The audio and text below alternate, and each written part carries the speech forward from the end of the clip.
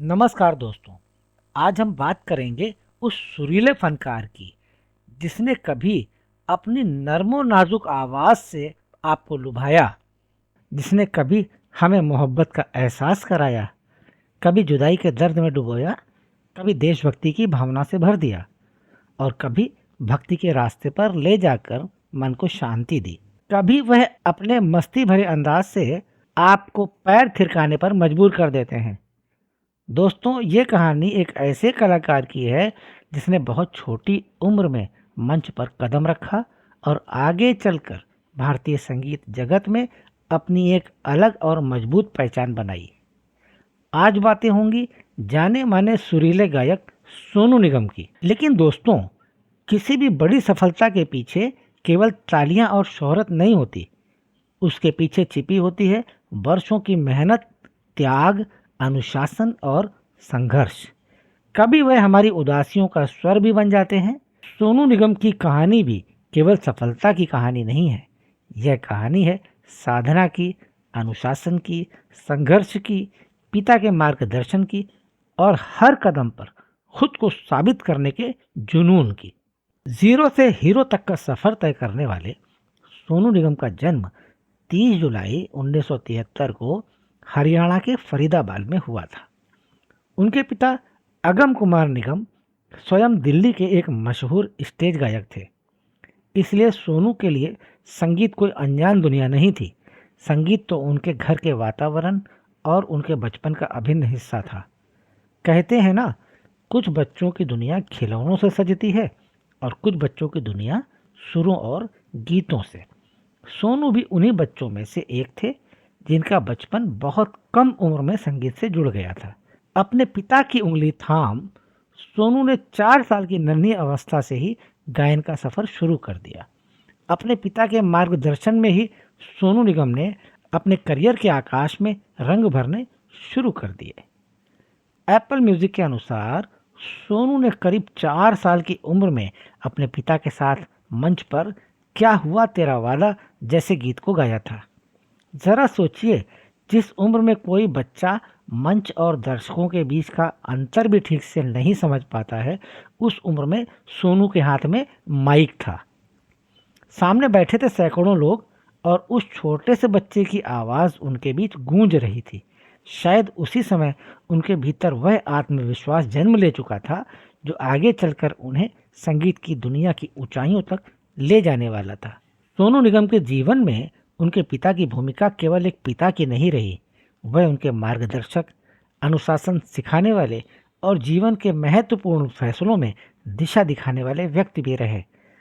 समय के साथ सोनू ने कई बार अपने पिता की सीख और उनके प्रभाव को याद किया है। दिल्ली की बर्थडे पार्टियों और विवाह समारोहों में गाना गाने से लेकर हिंदी फिल्मों में सफल पार्श्व गायन तक का सफर तय करना सोनू निगम के लिए काफ़ी जटिल और संघर्षमय रहा।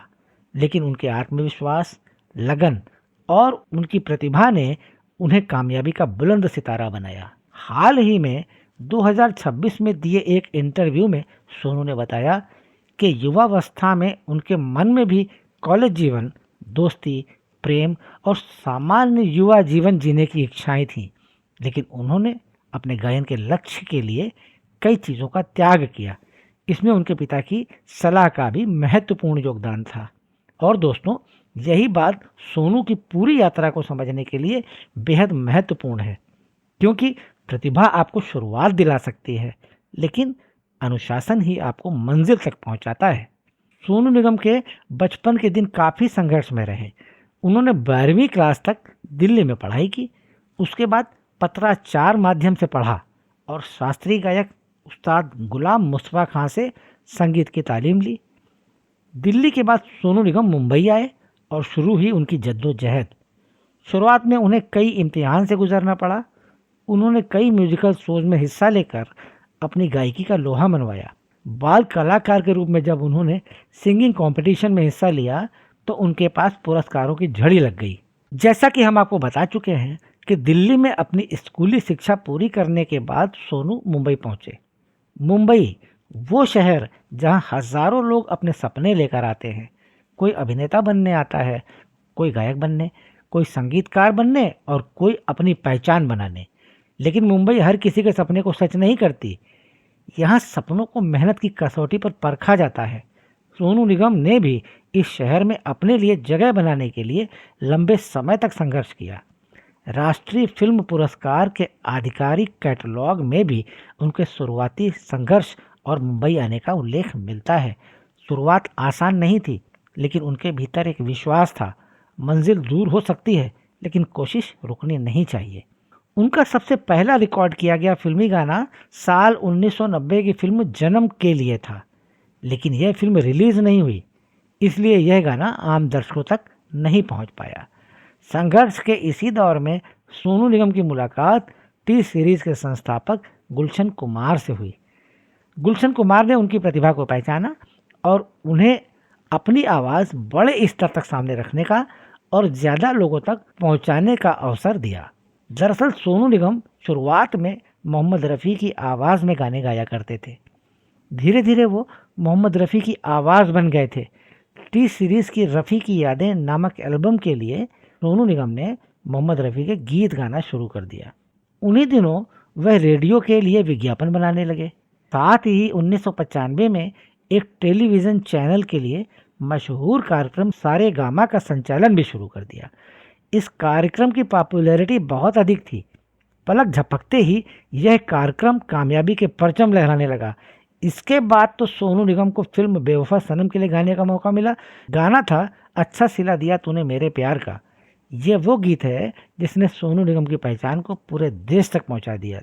राष्ट्रीय फिल्म पुरस्कार के आधिकारिक रिकॉर्ड के अनुसार 19 वर्ष की उम्र में इस गीत ने सोनू को देश भर में पहचान दिलाने में महत्वपूर्ण भूमिका निभाई। यह सोनू के लिए सिर्फ एक गीत नहीं था, यह उनके संघर्ष के बाद खुलने वाला पहचान का पहला बड़ा दरवाज़ा था। वैसे आपको बता दें कि बतौर पार्श्व गायक सोनू ने अपना पहला गीत गाया था फिल्म आजा मेरी जान के लिए। गीत के बोल थे, ओ आसमां वाले जमी पर उतर के देख। एक युवा आवाज़ जो अब धीरे धीरे पूरे हिंदुस्तान तक पहुंचने लगी थी। 1990 के दशक में सोनू निगम ने फिल्मों के लिए लगातार गाना शुरू किया, लेकिन सफलता उनके पास अचानक नहीं आई। उन्हें लगातार मेहनत करनी पड़ी, अपनी आवाज़ को लगातार निखारना पड़ा और हर बार यह साबित करना पड़ा कि वह केवल एक खूबसूरत आवाज़ के मालिक नहीं हैं, बल्कि एक संपूर्ण और बहुमुखी गायक हैं। धीरे धीरे वह समय आया जब उनकी आवाज़ बड़े फिल्मी सितारों की पहचान का हिस्सा बनने लगी। सोनू निगम की सफलता का सितारा जिस फिल्म से चमका वह फिल्म थी बॉर्डर। अन्नू मलिक के संगीत से सजी इस फिल्म का सोनू निगम का गाया गीत बहुत हिट हुआ और लोगों के होठों पर सज गया। सन 1999 में सोनू निगम का नॉन फिल्मी गीतों का एल्बम दीवाना रिलीज हुआ, जिसमें उन्होंने प्रेम गीतों में अपना जलवा दिखाया। मोहब्बत करने वाले जोड़े अपनी मोहब्बत का इजहार दीवाना एल्बम के गीतों से आज भी करते हैं।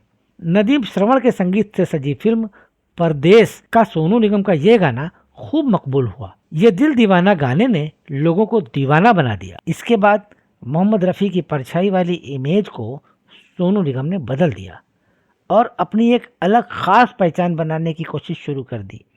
उनकी हर कोशिश कामयाब रही। उनके गायन का उच्च शिखर आने वाली पीढ़ियों के लिए मिसाल बन गया। सोनू निगम ने कई भाषाओं में गाने गाए, मसलन कन्नड़, असमिया, बंगाली, उड़िया, पंजाबी, तमिल, तेलुगु, मलयालम, अंग्रेज़ी, भोजपुरी, उर्दू, नेपाली और छत्तीसगढ़ी वगैरह वगैरह। कई भाषाओं के साथ ही साथ हर तरह के गाने उन्होंने गाए। हर मिजाज का गाना दिल की धड़कनों तक उतरा, चाहे खुशी भरा पार्टी गीत हो, प्रणय निवेदन करता प्रेम गीत हो, उदास गीत हो या दर्द से रुला देने वाला गीत हो। हर गीत में उनकी आवाज़ बेमिसाल होती है।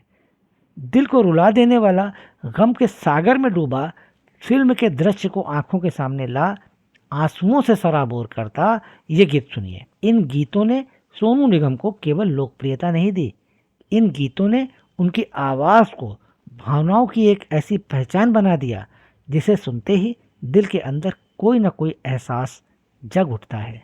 उनके पिता का कहना था, मजबूरी से हारो मत, उनका डट कर मुकाबला करो।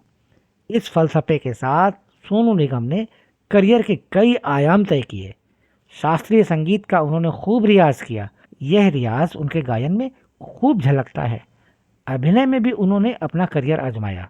सोनू निगम ने साल 1983 में आई फिल्म बेताब में बाल कलाकार के रूप में अभिनय किया था। उन्होंने सनी देओल के बचपन यानी यंग सनी की भूमिका निभाई थी और उस समय उनका नाम मास्टर सोनू दिया गया था।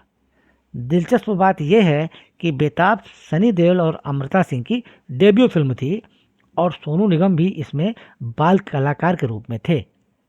और हाँ, बेताब सोनू निगम की पहली फिल्म नहीं थी। इससे पहले भी वे प्यारा दुश्मन, उस्तादी उस्ताद से, कामचोर और तकदीर जैसी फिल्मों में बाल कलाकार के रूप में काम कर चुके थे। बाद में वे वयस्क रोल में जानी दुश्मन, एक अनोखी कहानी, काश आप हमारे होते और लव इन नेपाल जैसी फिल्मों में भी नजर आए।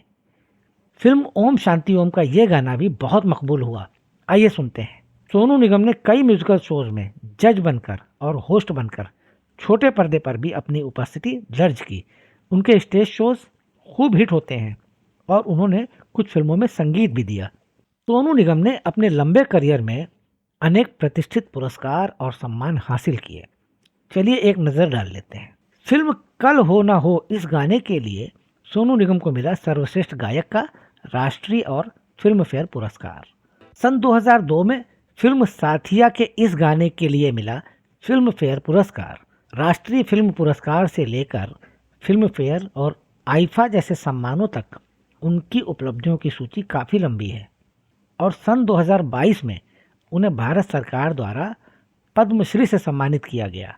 लेकिन इस सम्मान की सबसे खूबसूरत बात पुरस्कार नहीं, बल्कि उससे जुड़ा एक भावुक पल था। एक इंटरव्यू में सोनू ने बताया था कि जब उन्हें पद्मश्री मिलने की खबर मिली तो उन्होंने अपने पिता को फ़ोन किया। उनके पिता और परिवार की आंखों में खुशी के आंसू थे। सोनू और उनके पिता दोनों अपनी दिवंगत माँ शोभा निगम को याद करके भावुक हो गए थे। इसके अलावा सोनू निगम को देश विदेश के अनगिनत पुरस्कार मिलते रहते हैं। लंबी फहरिस्त है उन्हें मिले पुरस्कारों की। सोचिए, जिस बच्चे ने कभी अपने पिता के साथ छोटी सी उम्र में मंच पर गाना शुरू किया था, वही बच्चा आगे चलकर भारत के प्रतिष्ठित राष्ट्रीय फिल्म पुरस्कार तक पहुंच गया। यह उसके जीवन का एक बेहद महत्वपूर्ण पड़ाव था। लेकिन सोनू की कहानी यहीं ख़त्म नहीं होती।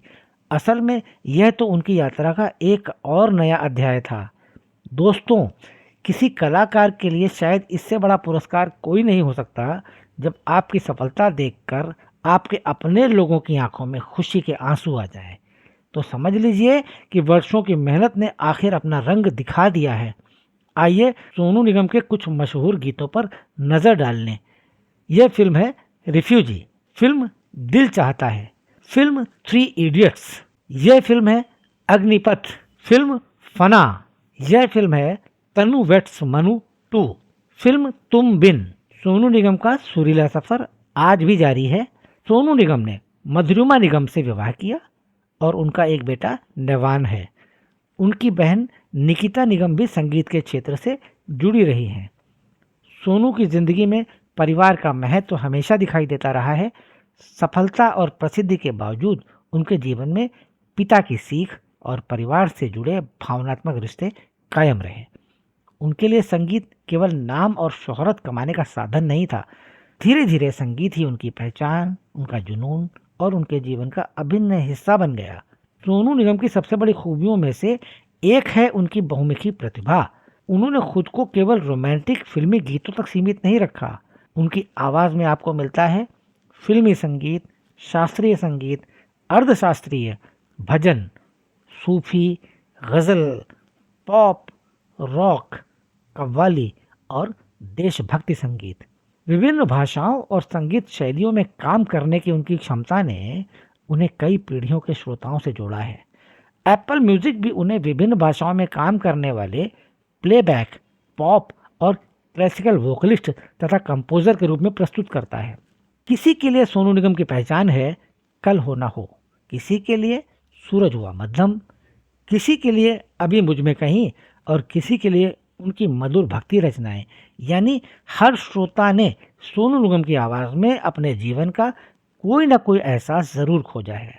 सोनू निगम का संगीत सफ़र सिर्फ हिंदी फिल्म इंडस्ट्री तक सीमित नहीं रहा। उन्होंने कई भारतीय भाषाओं में अपनी आवाज़ दी और देश विदेश में लाइव परफॉर्मेंसेस भी किए हैं। उनका अंतर्राष्ट्रीय सफ़र आज भी जारी है।